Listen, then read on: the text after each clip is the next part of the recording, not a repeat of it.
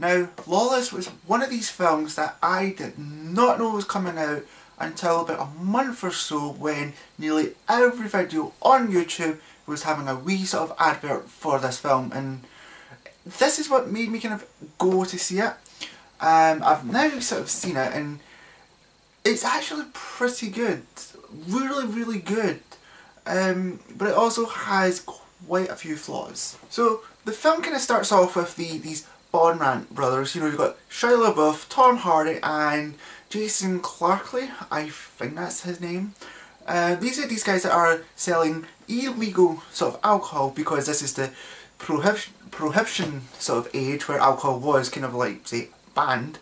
So, and they're making quite a good fortune, but then all of a sudden this cop all the way from Chicago sort of appears, and he's kind of like hunting them down, you know, trying to stop their business and what and that. And young Shia LaBeouf, you know, he's trying to think a bit big in the world, and you know, he's trying to sort of prove to his brothers that he can kind of stand on his own and sort of, you know, make really good hard money. Going to get this off straight away, all the actors in this film were really good. Shia LaBeouf though was even like amazing. Like, I know you're probably thinking the kid from Transformers, or the weak sort of son kid from the fourth Indiana Jones film. Why is he in it? He's going to make the film suck. Actually, he didn't. He made the film really good.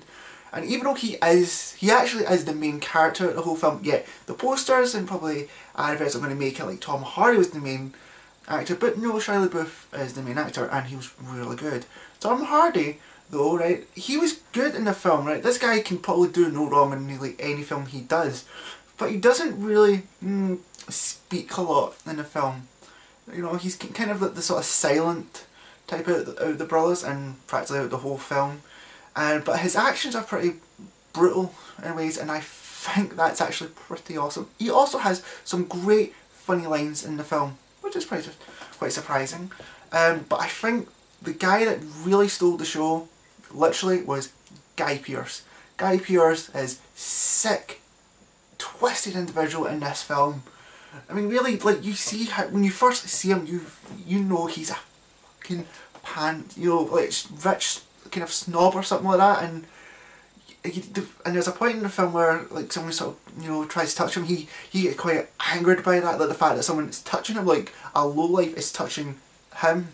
He's so sick and twisted, it's unreal. You're gonna probably walk out and like, Guy Pearce, man, he was awesome. One thing I also liked though was also the setting.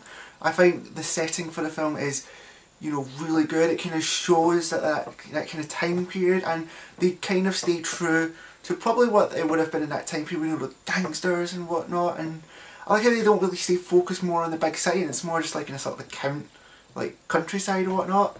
And I think it's pretty awesome. But this film isn't flawless. This film actually has a couple of problems that I just can't sort of deal with.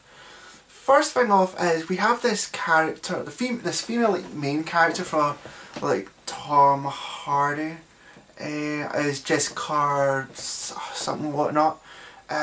She appears. You understand she's moved from the big city over here, but you don't really understand why she moved sort of out. You get the feeling that she was a dancer in Chicago, but you don't understand why she left, and it just never sort of picks up on it, and it's kind of just left in a hanging, kind of like, come on, tell us. And that's kind of like the other thing is, there's a lot of things that they could have probably put a bit more in detail in. Like, you're kind of left in the cinema feeling, right, so how does this make sense, whatnot.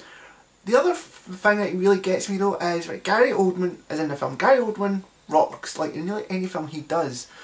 The problem is though, in this film, he's barely in it. I mean, the film's like, what, an hour, 40, 50 minutes long. He's in it for practically mostly about 5 minutes of it. That, I'm not joking, he's practically in, like, he's in like, what, 3 or 4 scenes. You know, he has like one big scene to himself, and then another scene he has quite a bit of dialogue, but he's practically never really in it, and I really don't like that. I hate when films claim that the guy is in it, you're making it look like he's in like the whole film, but he's not, and I think that's a really big letdown. I understand this film isn't made for everyone. and I think that's going to is also one of the reasons why the score I'm going to give it is not going to be quite a good one, because I did really enjoy this film. I just think it just had a really couple of flaws, and I just don't think it's going to be like for everyone's taste. So I'm giving it a respectful 8 out of 10. Like, this is a really great film.